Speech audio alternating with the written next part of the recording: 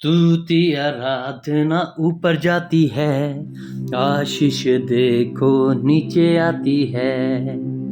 एक बार फिर से स्वागत है आज एक नए विषय के साथ। इस गीत के माध्यम से आपने जान लिया होगा कि मैं किस विषय पे बात कर रहा हूँ। असल में आज का जो हमारा विषय है वो है स्तुति आराधना और परमेश्वर की महिमा। तो अभी इस गीत को मैं एक अलग तरीके से गाना चाहता हूँ, सुनिए।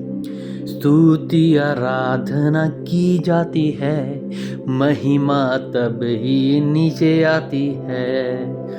परमेश्वर की स्तुति हो, आराधना हो, महिमा हो, चर्चों में, प्रार्थनाओं में, ये शब्द हम में से हर एक मसीह के मुंह से सुने जा सकते हैं। अभी अगर हम अपने कमरों में जाके प्रार्थनाएं करेंगे, किसी प्रेयर मीटिंग में जाएंगे, तो हम खुद इन शब्दों का इस्तेमाल करेंगे।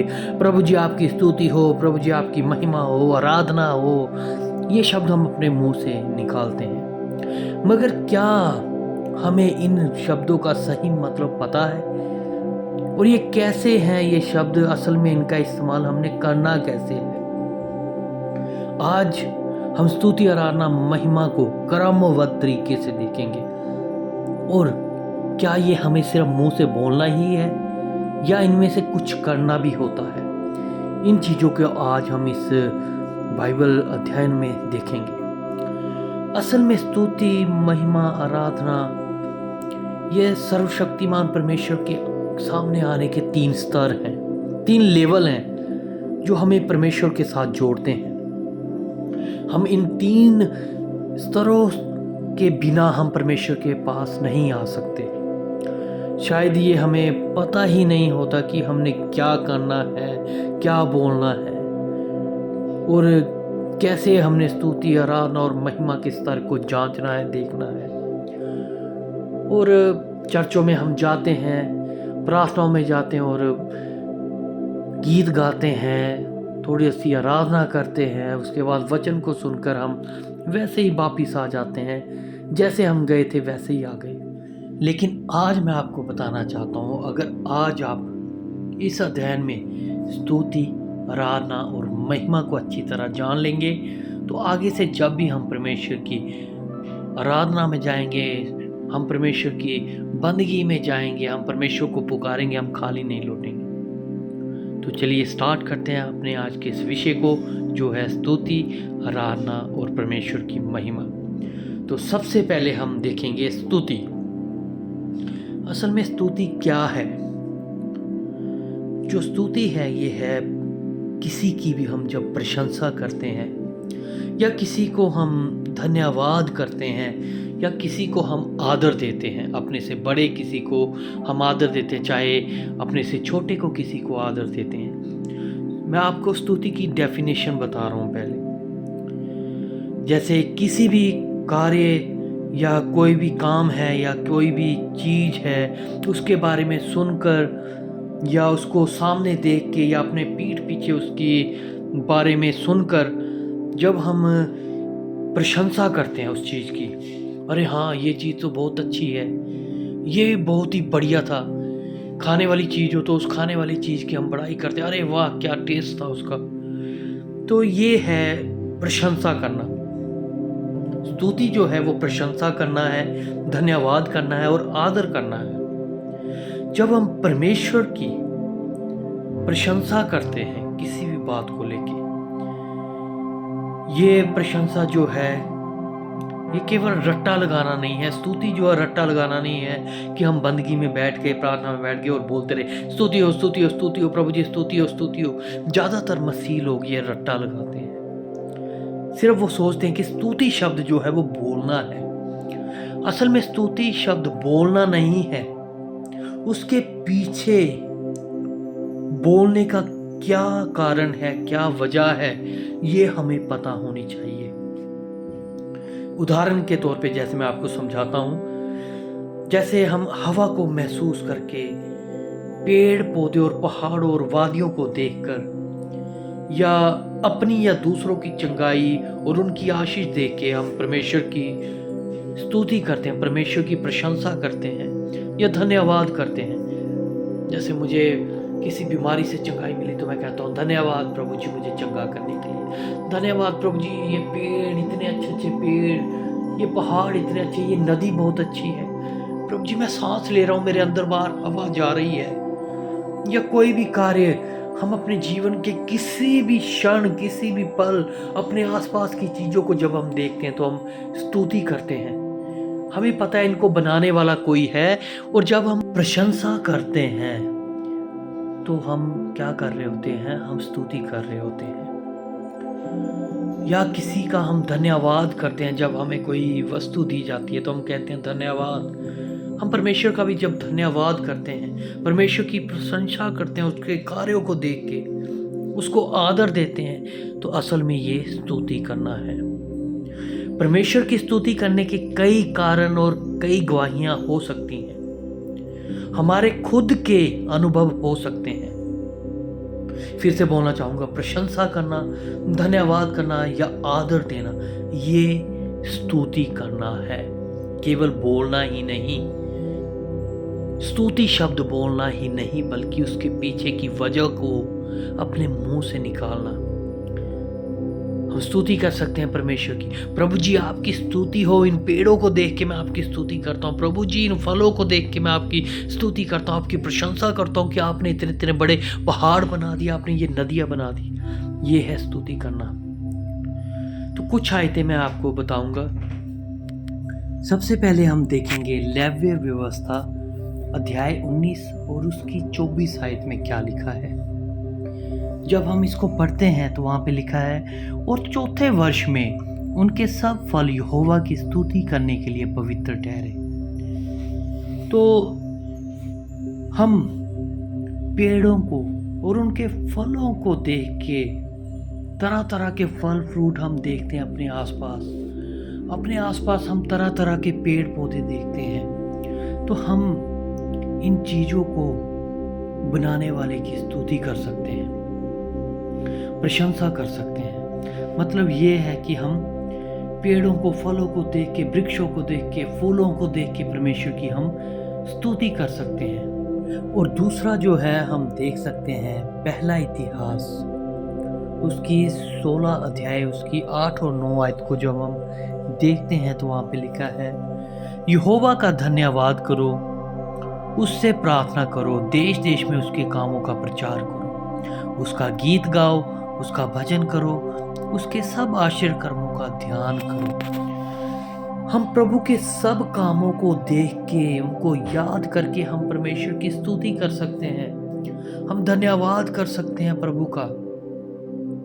और उसके कामों को देख के, जो काम प्रभु इस पूरी दुनिया में कर रहे हैं, दुनिया को चला रहे हैं, कई तरह की चीज़ें हैं दुनिया में, उनको देख के हम परमेश्वर की स्तुति करते हैं। कई लोग होते हैं जब वो प्रार्थना में बैठते हैं तो कहते हैं कि हम कुछ देर बैठे, उसके बाद हमें पता नहीं चला कि हमने क्या करना और हम उठ गए। तो मैं आपको बताऊं कि जब हम स्तुति के पीछे के असली वजहों को याद करेंगे तो हमारे पास प्रार्थना में बैठने का समय ही समय होगा। अभी तो हमने आराधना की तरफ जाना है, लेकिन मैं आपको बताऊं कि स्तुति के लिए इतने सारे पॉइंट्स हैं, इतनी सारी वजह है, जीवित कारण है। जब हम देखेंगे इस दुनिया में अपने आसपास, तो मैं सोचता हूं कि हम प्रभु की स्तुति ही करते रहेंगे। तो ये जो दूसरा कारण था, ये है प्रभु के सब कामों को देखे उनकी स्तुति करना। अब हम जल्दी से तीसरे कारण की तरफ बढ़ेंगे, जो है नहम्याह, उसका जो 12 अध्याय है, उसकी हम 46 आयत को जब हम पढ़ते हैं तो उसमें लिखा है, प्राचीन काल अर्थात दाऊद और असाफ के दिनों में तो गवेयों के प्रधान थे और परमेश्वर की स्तुति और धन्यवाद के गीत गाए जाते थे। स्तुति और धन्यवाद के गीत गाकर हम परमेश्वर की स्तुति कर सकते हैं। यहाँ पर धन्यवाद के गीत बताया गया है, स्तुति और धन्यवाद के गीत। हम स्तुति कर सकते हैं परमेश्वर की कि प्रभु जी आपकी स्तुति हो, आपने ये किया, आपने ये किया, प्रभु जी इन गवाहियों के लिए धन्यवाद। और धन्यवाद के हम गीत गाकर परमेश्वर की स्तुति कर सकते हैं। स्तुति में बहुत कुछ है। अगर हम बाइबल में से देखना शुरू करते स्तुति के बारे में जो सही स्टडी है, तो मैं सोचता हूँ कि बहुत कुछ मिल जाएगा स्तुति के बारे में कि स्तुति क्या है, किन किन चीज़ों को देख के स्तुति की जाती है। चौथे पॉइंट की तरफ आएंगे जो है लूका अध्याय 19 और उसकी जो 37 आयत है। निकट आते हुए जब वह जैतून पहाड़ की ढलान पर पहुंचा तो चेलों की सारी मंडली उन सामर्थ के कामों के कारण जो उन्होंने देखे थे आनंदित होकर बड़े शब्द से परमेश्वर की स्तुति करने लगे। सामर्थ के कामों को देख के, प्रभु के समर्थ के कामों को देख के उनके कारण स्तुति करना। हमारा प्रभु जो है वो बहुत ही सामर्थी प्रभु है। अगर प्रभु के समर्थ के कामों को देखना है तो हम बाइबल में से खोजें। जब हम पुराने नियम को पढ़ेंगे तो हम जब इज़राइल की हिस्ट्री पढ़ेंगे और उसके बाद जब हम नए नियम में आएंगे, प्रभु यीशु मसीह के बारे में देखेंगे, तो मैं कहता हूँ कि हजारों नहीं, लाखों नहीं, करोड़ों कारण मिल जाएंगे प्रभु की समर्थ के कामों को देख के स्तुति करना। और सबसे बड़ा जो सामर्थ का काम हमारे जीवन में हुआ है प्रभु का, वो ये है कि जब हम पापी थे तो प्रभु ने हमें क्षमा किया और हमें क्षमा करके अनंत जीवन के भागी बनाया। ये सामर्थ का काम है। प्रभु की भलाइयों को याद करके उनकी स्तुति हम कर सकते हैं। उनकी भलाइयां ही समर्थ के काम है। परमेश्वर की स्तुति के लिए सामने और हमारे पीठ पीछे, मतलब कि प्रत्यक्ष और अप्रत्यक्ष कई कारण हैं और हो सकते हैं। अगर हम अपनी बाइबल के साथ समय लगाएंगे तो हमें, मैं सच में बताता हूँ, कई आयतें मिल जाएंगी स्तुति के बारे में। हमें स्तुति शब्द केवल मुंह से बोलना ही नहीं है, स्तुति स्तुति स्तुति रटना ही नहीं है, बल्कि उसके पीछे की वजह क्या है, उस वजह को हमने अपने मुंह से बोल के परमेश्वर की स्तुति करनी है। तो अभी मैं सोचता हूँ कि पता चल गया होगा कि स्तुति क्या है। प्रशंसा करना या धन्यवाद करना या किसी को आदर देना, ये है स्तुति करना। दूसरा जो पॉइंट है हमारा, आराधना। आराधना क्या है, इसकी पहले मैं आपको डेफिनेशन बताता हूँ। किसी पूज्य व्यक्ति या हमारा परमेश्वर या देवता जो होता है, उसके आगे जब हम फूल चढ़ाते हैं या उसके सामने कुछ रखा जाता है और कोई भी ऐसा कार्य अपने परमेश्वर के सामने किए जाने वाला कार्य आराधना कहलाता है। और हम मसीहियों के लिए भक्ति करना, जिसमें परमेश्वर के प्रति समर्पण होता है, इसे हम आराधना करते हैं। इसे आराधना कहा जाता है। चर्च में जोर जोर से ढोलक तबला बजा के या ढोल बजा के ऊंचे स्वर से गीत गाना ही आराधना नहीं है, बल्कि परमेश्वर के अपने आप को समर्पित कर देना जो है वो आराधना है। अपने प्रभु में खो जाना और उसमें घुल जाना, प्रभु में घुल मिल जाना, ये है आराधना। अपने प्रभु की उपासना करना, उसको दंडवत करना, ये है आराधना।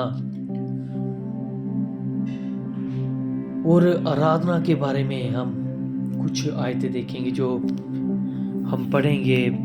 भजन संहिता अध्याय 2 उसकी 11 आयत में जब हम देखेंगे कि आराधना कैसे है, क्या है, तो वहाँ लिखा है, डरते हुए यहोवा की उपासना करो और कांपते हुए मगन होवो। ये आराधना, अपने प्रभु का भय मानना और उनकी उपासना करना, ये है आराधना करना। प्रभु का भय मानकर, वो प्रभु है जो हमें हर समय देखता है। भय मानने का मतलब ये नहीं है कि एक कोने में दबे रहना, नहीं नहीं नहीं प्रभु मार देगा, ये कर देगा, नहीं। भय मानना है उससे प्रेम रखना, अपने प्रभु का आदर करना है और उसी की उपासना करना, उसी के ही गुणगान करना आराधना है। और मैं आपको बताना चाहता हूँ, खाली जोर जोर से ताली बजा लेना या जोर जोर से बाजा बजा लेना और गीत गा लेना यही आराधना नहीं है। अगर उसके पीछे हमारे प्रभु के प्रति हमारा प्रेम नहीं है, प्रभु के प्रति भय नहीं है, तो वो आराधना नहीं है, वो केवल गीत गाना, परफॉर्मेंस देना है। ये पहला पॉइंट मैंने आपको बताया। दूसरा है व्यवस्था विवरण अध्याय 6 और उसकी 12 और 13 आयत जब हम पढ़ते हैं। व्यवस्था विवरण अध्याय 6 और उसकी 12 और 13 आयत जब हम पढ़ते हैं, वहाँ पे लिखा है, तब सावधान रहना, कहीं ऐसा ना हो कि तू यहोवा को भूल जाए जो तुझे दास्तू के घर अर्थात मिस्र देश से निकाल लाया, और अपने परमेश्वर का भय मानना, उसकी सेवा करना और उसी के नाम की शपथ खाना। प्रभु का भय के साथ सेवा करना, प्रभु की सेवा करना भय के साथ, प्रभु को हर समय याद रखना, ये है आराधना।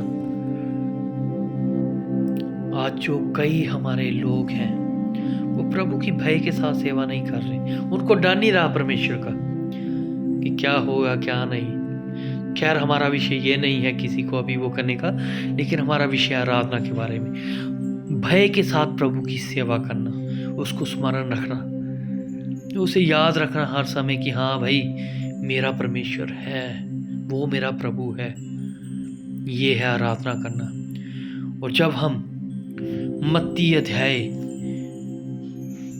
15 उसकी 8-9 पढ़ते हैं, हम तीसरे पॉइंट में पहुंच गए हैं। और ये तीसरा पॉइंट जो है हमें मत्ती अध्याय 15 उसकी 8-9 आयत जब हम पढ़ते हैं, हम वहाँ पे देखेंगे,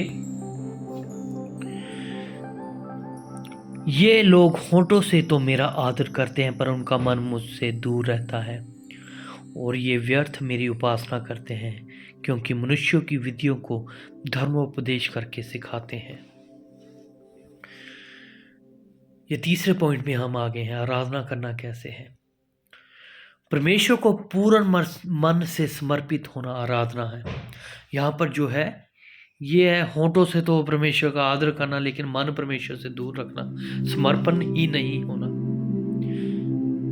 जिस व्यक्ति का परमेश्वर के प्रति पूर्ण मन से समर्पण नहीं है वो आराधक नहीं हो सकता। ये आराधना करना नहीं है, बल्कि पूर्ण मन से समर्पित होना, ये है आराधना करना। यही आयत हम जब यशाया 29 उसकी 13 में पढ़ते हैं तो वहाँ पे लिखा है, प्रभु ने कहा, ये लोग जो मुंह से मेरा आदर करते हुए समीप आते हैं परंतु अपना मन मुझसे दूर रखते हैं, और जो केवल मनुष्यों की आज्ञा सुनकर मेरा भय मानते हैं। यहाँ पर प्रभु बातें कर रहे हैं कि मुंह से मेरा आदर करना लेकिन मन दूर रखना, ये दिखाता है कि समर्पित ना होना। लेकिन जब हम परमेश्वर को समर्पित होते हैं, जब हमारा पूरा तन मन धन जीवन परमेश्वर को समर्पित होते हैं, तभी हम परमेश्वर की आराधना कर सकते हैं। जल्दी से हम अपने चौथे पॉइंट की तरफ बढ़ते हैं। ये जो चौथा पॉइंट है ये हम यूहन्ना उसका अध्याय 4 और उसकी जो 23 और 24 आयत हम जब पढ़ते हैं तो वहाँ पे बताया है प्रभु ने कि वह समय आता है, वरन अब भी है, जिसमें सच्चे भगत पिता की आराधना आत्मा और सच्चाई से करेंगे, क्योंकि पिता अपने लिए ऐसे ही आराधकों को ढूंढता है। परमेश्वर आत्मा है और अवश्य है कि उसकी आराधना करने वाले आत्मा और सच्चाई से आराधना करें। ये है आराधना, बुद्धिमानी के साथ, सच्चाई के साथ, आत्मिक स्थिति में रहना, ये है आराधना करना। आराधना करना केवल वो नहीं है जो आजकल ट्रेंड चला है, एक दो बंदे आराधक बन गए और ऊंचे ऊंचे गीत गा रहे हैं और अपने गलों से हरकतें दे दे के अब नए नए तरीकों से गीत गा रहे हैं और लोग सोच रहे हैं कि वो आराधना कर रहे हैं। नहीं, आराधना में बुद्धिमानी, सच्चाई, आत्मिकपन, ये है आराधना। अंत में देखेंगे अपने आराधक पर निर्भर रहना, शरीर प्राण आत्मा में समर्पित होना, अपने प्रभु के गुणगान करना और उसी में घुल मिल जाना आराधना है। जैसा मैंने आराधना के बारे में बताया, कि किसी अपने पूज्य को कोई वस्तु चढ़ाना, यह है उसकी आराधना करना। मतलब कि अपने आप को प्रभु के सामने समर्पित करना पूर्ण मन के साथ, ये है आराधना करना। जल्दी से हम अपने तीसरे पॉइंट में आ जाएंगे, जो है महिमा। अभी तक हमने स्तुति के बारे में देखा, आराधना के बारे में देखा, अभी महिमा के बारे में देखेंगे। अगर आपको स्तुति आराधना के बारे में अभी तक अच्छी तरह से पता नहीं चला तो आप दोबारा से सुनिए। अभी हम आराधना के बारे में हमने देखा है, अभी हम महिमा के बारे में देखेंगे। असल में महिमा है क्या? ये है अपने परमेश्वर को उपस्थित देखते हुए या महसूस करते हुए उसके नाम को महानता देना, बड़ाई देना, परमेश्वर को सर्वशक्तिमान, सर्वव्यापी, संपूर्ण समझकर उस पर घमंड रखना अपने प्रभु पर, ये है उसे महिमा देना। दोबारा से बोलूंगा, दोबारा से सुनिए, महिमा क्या है? अपने परमेश्वर को महसूस करते हुए, उसकी उपस्थिति को महसूस करते हुए उसके नाम को बड़ाई देना, महानता देना, परमेश्वर को सर्वशक्तिमान, सर्व प्रतापी, सर्वव्यापी, संपूर्ण समझकर घमंड रखना उस पर, ये है उसे महिमा देना। ये है महिमा देना। जब हम अपने प्रभु को संपूर्ण जानते हैं, उसकी महिमा करते हैं और अपने प्रभु को महसूस करते हैं, ये है उसे महिमा देना। तो उसके लिए सबसे पहले हम देखेंगे, पहला पॉइंट देखेंगे भजन संहिता 86 उसकी 11 आयत को हम देखेंगे। हे यहोवा, अपना मार्ग मुझे दिखा, तब मैं तेरे सत्य मार्ग पे चलूंगा। मुझको एक चित कर कि मैं तेरे नाम का भय मानूं। भय मानना प्रभु के नाम का। और मैं आपको बताऊं कि जब प्रभु ने अपने नाम को बताया था और प्रभु ने अपनी महिमा बताई थी इस्राएलियों को कि वो कितना महान और प्रतापी है, उस वक्त इस्राएली जो थे वो परमेश्वर का नाम यहोवा अपने मुंह से नहीं लेते थे, बल्कि वो याह बोलकर चुप हो जाते थे, या उसके स्थान पे वो एदोनाई एलोहिम शब्द का इस्तेमाल करते थे। वो इतना परमेश्वर का भय मानते थे। और मैं आपको बता रहा हूँ कि प्रभु का भय मानना और प्रभु के नाम का गुणगान करना, प्रभु की उपस्थिति मांगना हर समय, ये है प्रभु को महिमा देना। ये प्रभु को महिमा देना है। प्रभु का भय मानना ही प्रभु को महिमा देना है। ये केवल अभी तक मैं आपको डेफिनेशन बता रहा हूँ, इसके बाद स्तुति, आराधना और महिमा के ऊपर हम आएंगे। और दूसरा जो पॉइंट है महिमा में, हम देखेंगे मत्ती अध्याय 5 उसकी जो 16 आयत है। जब हम उसको देखते हैं, जल्दी से हम आते हैं मत्ती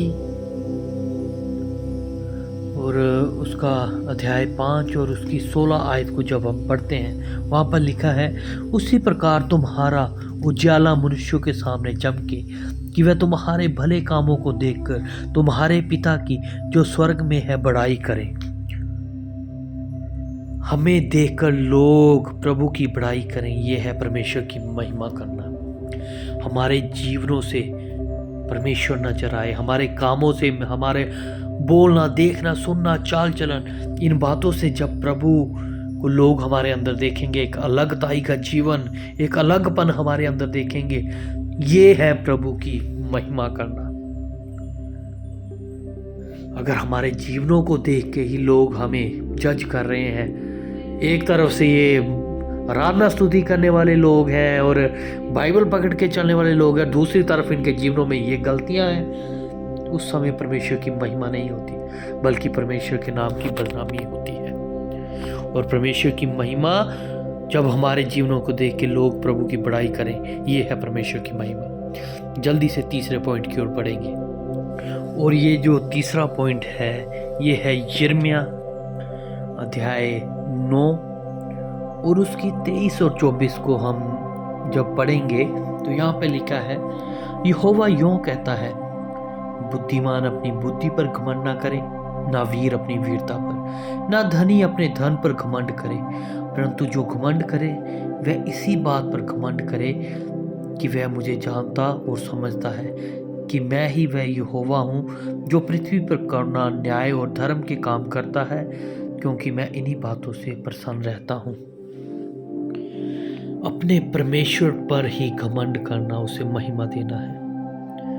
अपने परमेश्वर पर घमंड करना कि वो मेरे साथ उपस्थित है, वो मेरे लिए कार्य कर सकता है, ये है परमेश्वर को महिमा देना। और जैसे मैंने शुरू में ही आपको महिमा की डेफिनेशन दी थी कि अपने प्रभु को उपस्थित जान के महसूस करना, उसके ऊपर घमंड करना, उसकी महानता को बढ़ाई देना, ये है महिमा का मतलब। और यिर्मयाह अध्याय 9 उसकी 23-24 में हमने जो पढ़ा है वो ये है कि अपने प्रभु को कि वो उपस्थित है, वो मेरे साथ है हरदम, वो मेरी प्रार्थना को सुनता है, मेरे धन पे नहीं, मेरी बुद्धि पे नहीं, मेरे ज्ञान पे नहीं, मेरी ताकत पे नहीं, बल्कि वो मेरे साथ रहता है, वो मेरे लिए सब कुछ कर सकता है, वो ही सबसे महान है, उसके सिवा कोई परमेश्वर नहीं। अपने परमेश्वर पर घमंड करना ये है उसे महिमा देना। अभी हम चौथे पॉइंट की ओर बढ़ेंगे। महिमा के बारे में जो हम सीख रहे हैं उसके हम चौथे पॉइंट के ऊपर आएंगे जल्दी से। ये चौथा पॉइंट जो है वो है फिलिपियो अध्याय 2 उसकी 16 आयत। फिलिपियो अध्याय 2 उसकी 16 आयत जब हम पढ़ते हैं वहाँ पे लिखा है कि मसीह के दिन मुझे घमंड करने का कारण हो कि ना मेरा दौड़ना और ना मेरा परिश्रम करना व्यर्थ हुआ। फिर से घमंड के बारे में बोलूँगा। अपने कामों के ऊपर घमंड नहीं करना बल्कि प्रभु के ऊपर घमंड करना। सच्चाई से प्रभु के पीछे चलकर, उसके पीछे चलकर अपने मसीह यात्रा को पूरा करना और घमंड करना उसके ऊपर, ये है उसे महिमा देना। ये घमंड सच्चाई के लिए है और वो सच्चाई जो है हमारा प्रभु है। जब प्रभु सच्चाई हमारे साथ है तब हम सच्चाई में चलेंगे और उस पर घमंड करने वाले होंगे। जल्दी से हम अपने 5वें पॉइंट की ओर बढ़ेंगे जो है लूका अध्याय 2 उसकी 14 आयत। और अध्याय 2 उसकी 14 में लिखा है, आकाश में परमेश्वर की महिमा और पृथ्वी पर उन मनुष्यों में जिससे वह प्रसन्न है शांति हो। ये है पूरा आकाश परमेश्वर की महिमा और उसके प्रताप की महिमा। यह आकाश जो है ये परमेश्वर की महिमा है। इसके ऊपर जो तारे हैं टिमटिमा रहे हैं, जो सूरज चंद्रमा है ये परमेश्वर की महिमा कर रहे हैं। ये अपने समय पर निकल के, अपने समय पे सब कुछ करके परमेश्वर की महिमा को बता रहे हैं। पूरा आकाश परमेश्वर की महिमा है और उसका प्रताप है ये पूरा आकाश। ये सूरज जो रोज निकलता है ढल जाता है, ये तारे जो रोज निकलते हैं रात के वक्त हमें नजर आते हैं, दिन होता है रात होता है, ये पूरा आकाश मंडल परमेश्वर की महिमा और उसका प्रताप है। ये है परमेश्वर की महिमा। ये परमेश्वर की महिमा की डेफिनेशन मैं अभी तक आपको बता रहा हूं। परमेश्वर ही है जो सर्व सामर्थी, सर्वव्यापी, सर्वशक्तिमान, सर्व करता है। वो ही आदि और अंत है, उसके कार्यों का कोई अंत नहीं है, उसका हर कार्य महिमा से भरा है। ऐसा सोचना, ऐसा बोलना, ऐसा अंगीकार करना उसकी महिमा करना है। फिर से बोलूँगा, अपने परमेश्वर को सर्वसामर्थी, सर्वव्यापी, सर्वशक्तिमान, सर्वकर्ता और आदि और अंत, ऐसे कार्यों का जिसके कार्यों का कोई अंत नहीं है, उसको याद करना, उसकी स्तुति आराधना करना, ये है महिमा करना। और जब हम प्रभु की महिमा के कार्यों को देखते हैं या सोचते हैं तब हमारे पास शब्द नहीं रहते, उल्टा हम प्रभु के तेजोमय कार्यों को सोच सोच कर उसमें डूबते जाते हैं। केवल शब्द स्तुति आराधना महिमा, स्तुति आराधना महिमा रटना और रट्टे लगा के बोल देना ही कुछ नहीं है। उसके पीछे की वजह क्या है, क्यों है स्तुति, क्यों है आराधना, क्यों है महिमा, इसके पीछे का हमें पता होना चाहिए। अभी तक हमने स्तुति आराधना महिमा की परिभाषा पर नज़र डाली है। अगर आपको पता नहीं चला तो फिर से दोबारा जाइए और फिर से सुनिए स्तुति आराधना और महिमा के बारे में। अब हम देखते हैं कि हमने संगति में, चर्च में इन शब्दों को लागू करना है, बोलना है, या इन 3 शब्दों के किसी स्तर से गुजरना है। अब आज से, अभी से हम स्तुति आराधना और महिमा के नए स्तर में नए सिरे से जाएंगे। और जिन लोगों को पता नहीं स्तुति आराधना महिमा कैसे की जाती है, आज से वो नए सिरे से स्तुति आराधना महिमा करेंगे। असल में स्तुति आराधना महिमा ये तीनों ही एक ही प्रक्रिया है। स्तुति आराधना महिमा तीनों एक ही प्रक्रिया है। आपने अगर डेफिनेशन तीनों की सुनी होगी, जो मैंने बोली परिभाषा स्तुति आराधना महिमा की, उसमें आपने देखा ये तीनों एक दूसरे से मिलते जुलते हैं। पर ये तीनों जो है ये अलग अलग क्रम से हो तो इनका फल आशीष और बिदारी ये होता है। ये तीनों सिर्फ बोलने नहीं होते, स्तुति आराधना महिमा, प्रभु जी आपकी स्तुति आराधना महिमा, नहीं, इनको अलग अलग क्रम से किया जाता है। अगर हमने आशीष लेनी है, बिदारी लेनी है, तो इसको अलग अलग तरीके से करना है। तो जो स्तुति आराधना महिमा ये सीखे नहीं जाते, सीख कर नहीं बल्कि खुद समझ कर करने से हमें लाभ होगा। हमें ये कैसे करना है ये हम बाइबल से देखते हैं, और इसके लिए हमारे पास सही शिक्षा बाइबल से होनी चाहिए। और अगर आप इस मैसेज को आज सुन रहे हैं तो आज आप इसको सही शिक्षा को ले रहे हैं, क्योंकि ये शिक्षा बाइबल से दी जा रही है। आइए बारी बारी से स्तुति आराधना महिमा में डूबते हैं, मिलकर स्तुति आराधना महिमा सीखते हैं। अभी बहुत ध्यान से सीखिएगा, बहुत ध्यान से सुनिएगा। अगर समझ नहीं आई दोबारा सुनिएगा। शुरू करते हैं। तो सबसे पहले जो हमने करना है वो है स्तुति। सबसे पहला पॉइंट जो है वो आता है स्तुति। हम जोर जोर से परमेश्वर की प्रशंसा, धन्यवाद करते हैं। हालेलुया हालेलुया, स्तुति स्तुति, जोर जोर से चिल्लाते हुए हम परमेश्वर का धन्यवाद करते हैं। हम ये देखें स्तुति बोलना है, और ये जो बोलना है ये क्या है और किस विषय के लिए स्तुति करना है। स्तुति के लिए प्रत्यक्ष या अप्रत्यक्ष हमारे पीठ पीछे या सामने कई कारण होते हैं, हमें उनको याद रखना है। परमेश्वर के भलाइयों को, उनके उपकारों को हमें याद रखना है। जैसे भजन संहिता 103 उसकी 1-2 में लिखा है, हे मेरे मन तू यहोवा को धन्य कह और जो कुछ मुझ में है उसके पवित्र नाम को धन्य कहे। ये भजन संहिता 103 अध्याय को हम पढ़ के देखें, वहाँ पे हमें पता चलेगा कि हमें प्रत्यक्ष और अप्रत्यक्ष रूप से क्या क्या स्मरण रखना है। स्तुति करना पहला चरण है जब हम चर्च में या घरों में या बंदगी प्रार्थना में आते हैं और वहाँ पे हम स्तुति करते हैं। केवल ये शब्द बार बार मैंने इस मैसेज में बोला है कि स्तुति करना सिर्फ शब्द बोलना नहीं है, स्तुति हो, बल्कि इसके पीछे का हमें कारण पता होना चाहिए। और जब हम ये स्तुति करते हैं तो ये स्तुति ही वो चरण है जो हमें आराधना की ओर लेके जाता है। परमेश्वर के उपकारों को याद करना, उनके द्वारा बनाई हुई चीज़ों को स्मरण करना, कई गवाहियों को याद करके परमेश्वर की प्रशंसा करना, धन्यवाद करना, ये है स्तुति। और जैसे ही हम स्तुति करते हैं तो हम आराधना के चरण में पहुंचते हैं। परंतु कई लोग स्तुति से बाहर आराधना तक पहुंच ही नहीं पाते, क्योंकि लोगों को स्तुति का असल मतलब ही पता नहीं होता, उन स्तरों का ही नहीं पता होता कि हमें कैसे आगे बढ़ना है। परमेश्वर की स्तुति प्रशंसा हमें आराधना के चरण में प्रवेश करवाती है। पर अगर ये सब आत्मा और सच्चाई से हो तब, अगर हम आत्मा और सच्चाई से ये नहीं कर रहे, केवल आके एक फॉर्मेलिटी कर रहे हैं, तो कुछ भी नहीं होगा। सबसे पहले हमें परमेश्वर के कामों को याद करके, उनकी भलाइयों को याद करके, सब बातों को याद करके उनकी प्रशंसा, धन्यवाद, स्तुति करनी है। और उसके बाद हमें आराधना के स्तर में आगे बढ़ना है।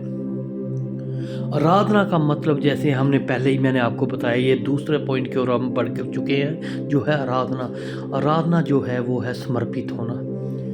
इसकी डेफिनेशन को हमने देखा है। आराधना करते वक्त हम समर्पित हो जाते हैं, हम अपने आप को परमेश्वर को दे देते हैं, हम प्रभु के प्रेम में खो जाते हैं, घुल जाते हैं।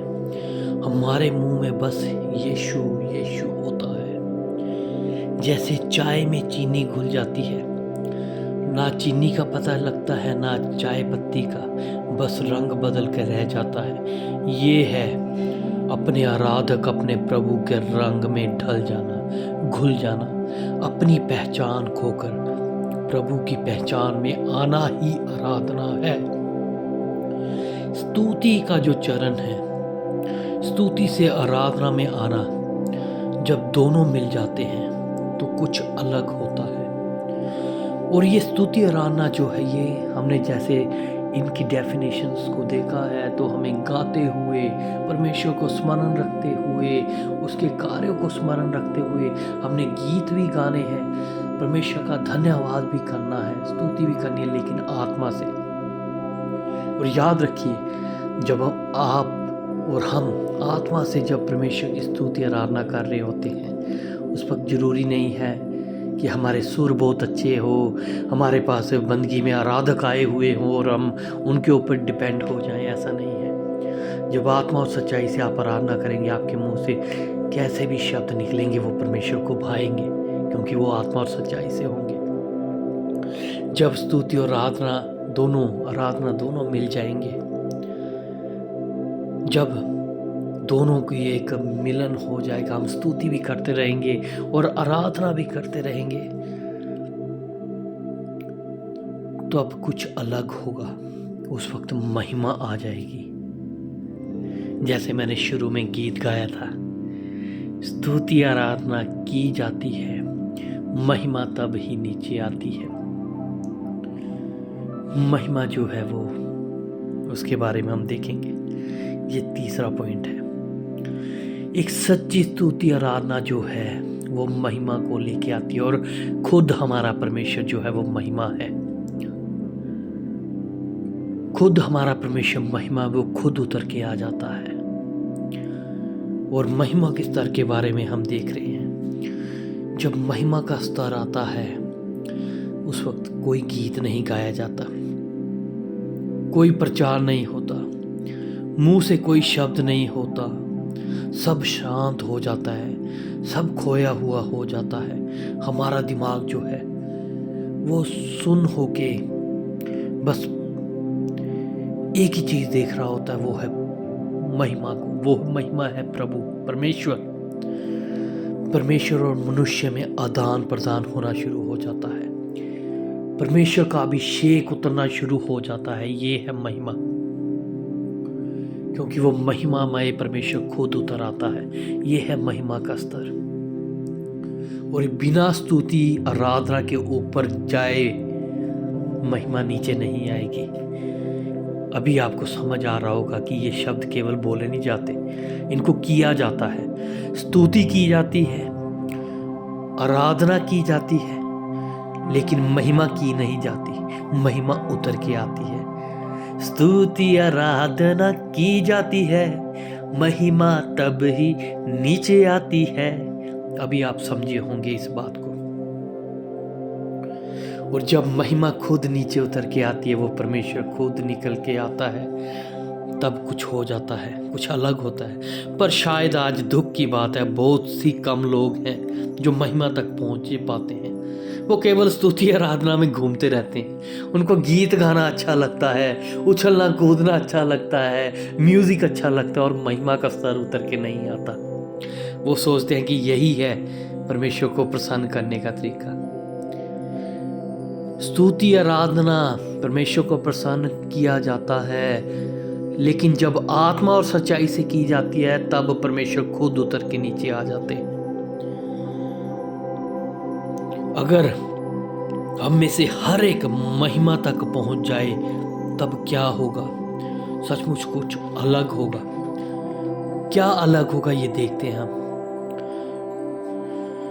जब यशाया अध्याय 6 उसकी 1:6 में हम देखते हैं, तो वहाँ पर 1 से 6 तक जब आप पढ़ेंगे वहाँ पर आप देखेंगे कि जब महिमा उतर के आ गई, यशाया को अपना पता चल गया कि मैं कौन हूँ, मैं कैसा हूँ। महिमा के स्तर में जब हम पहुँचेंगे, उस पवित्रताई के स्तर में जब हम पहुँचेंगे, तब हम पता चलेगा हमें कि हम कौन हैं। हम अपने आप को पहचानेंगे, अपने जीवन का हमें पता चलेगा। उस वक्त फिर बेदारी आएगी, नया जीवन हमारे अंदर आएगा, हमारा सब कुछ नया नया हो जाएगा, हमारे अंदर उत्साह आ जाएगा, क्योंकि वो महिमा, वो परमेश्वर खुद हमारे सामने उतर के आ जाएगा, वो हमारे ऊपर उतरेगा। और जब हम महिमा के स्तर में पहुंच जाएंगे तो सच में बताऊं कि नए नए काम होंगे हमारे द्वारा। वचन और प्रार्थना में बैठने का हमारा दिल होगा, हम समय देंगे, पवित्र आत्मा की नदी और अभिषेक हमारे अंदर से बहेगा, दुष्ट आत्माएं भागेंगी, शैतान के काम टूटेंगे, अंधकार हटेगा, रोशनी आएगी। और जहाँ जहाँ तक परमेश्वर का अभिषेक नहीं पहुंचा, वहाँ पे एक नदी बह जाएगी, एक नया जीवन आ जाएगा, और हमारा और दूसरा का जीवन जो है वो फलदायक होने लग पड़ेगा। सच में ये जो महिमा का स्तर है, परमेश्वर के उतर आने का स्तर है, ये बहुत ही एक भयंकर, एक बहुत ही आनंदमय समय है। निर्गमन अध्याय 34 उसकी 29 से 35 तक जब हम पढ़ेंगे तो वहाँ पर आप देखिए, मूसा ने परमेश्वर की महिमा को जब करीब से देखा तो वो बदल गया। ऐसे ही जब हम परमेश्वर की महिमा को, उस जलाल को जब हम देखेंगे तो हम बदल जाएंगे। जब जब मूसा तंबू से निकल के आता था वो बदला हुआ होता था, क्योंकि परमेश्वर की महिमा उसके ऊपर आ जाती थी, वो जलाल आ जाता था। और स्तुति आराधना करने के बाद जो तीसरा स्तर है वो है महिमा का स्तर। जब हम स्तुति आराधना करके बाहर निकलेंगे तो महिमा का स्तर हमें बदल के बाहर लेकर आएगा। चर्च में किसी और रूप में हम अंदर गए होंगे, लेकिन जब हम बाहर आएंगे हम कुछ और होंगे। लेकिन आत्मा और सच्चाई से जब हम अपने पूर्ण समर्पण देंगे, परमेश्वर की स्तुति करेंगे, प्रशंसा करेंगे, तब मूसा जब अंदर से निकला, ऊपर से पहाड़ से आया, तो वो बदला हुआ था। ऐसे ही आज भी हम लोग जो स्तुति से आराधना और आराधना से महिमा तक जब हम पहुंचते हैं तो हम बदल जाते हैं, हम पहले के समान नहीं रहते। ये है स्तुति आराधना महिमा। केवल मुंह से बोलना ही नहीं, इनको करना है, इनको जीना है प्रतिदिन। केवल ये चर्च के लिए नहीं है कि चर्च में आके करना है। ये कोई लेवल नहीं है जो पादरी लोग या कोई लोग हमें सिखाए। ये एक तरीका है, और ये तरीका पूरी बाइबल को आप छानिए, पढ़िए, आपको पता चलेगा कि ऐसे ही दाऊद करता था, ऐसे ही मूसा करता था, ऐसे ही परमेश्वर के लोग करते थे, पतरस यूहन्ना करते थे, पौलुस करता था। वो पहले स्तुति करते थे, उसके कामों को याद करके उसकी धन्यवाद स्तुति करते थे, आराधना करते थे, गीत गाते थे आत्मा में, और उसके सब करने के बाद सब कुछ बदल जाता था, महिमा आ जाती थी, परमेश्वर खुद आ जाता था। उस वक्त कुछ अलग अलग प्रकाशन, अलग अलग बातें होती थी। ये है स्तुति आराधना महिमा।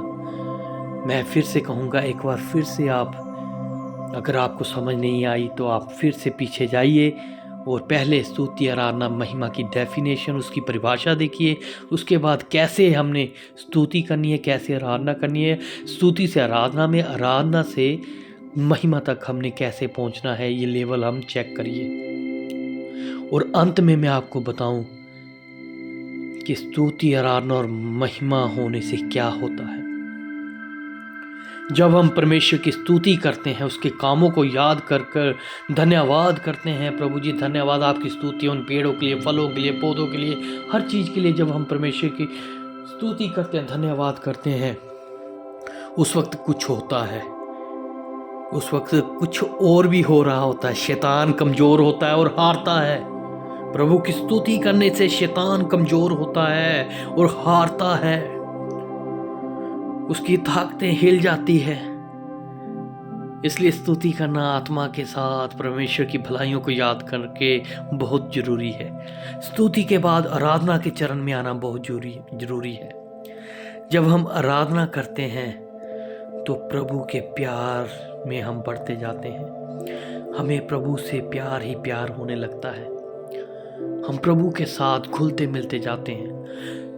और तीसरा, जब हम स्तुति और आराधना करने के बाद एक ऐसे स्तर में पहुंचते हैं, महिमा के स्तर में पहुंचते हैं, उस वक्त हम बदल जाते हैं। बेदारी और नया जीवन और नई समर्थ हमारे अंदर आती है, नया अभिषेक आता है और नए नए कार्य होने लगते हैं।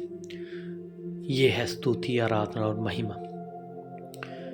तो मैं सोचता हूँ कि आज हमने स्तुति, आराधना और महिमा के बारे में अच्छी तरह से सीखा होगा कि हमने केवल मुंह से ये शब्द बोलने ही नहीं है स्तुति, आराधना, महिमा, बल्कि इनको जीना है, इनको करना है।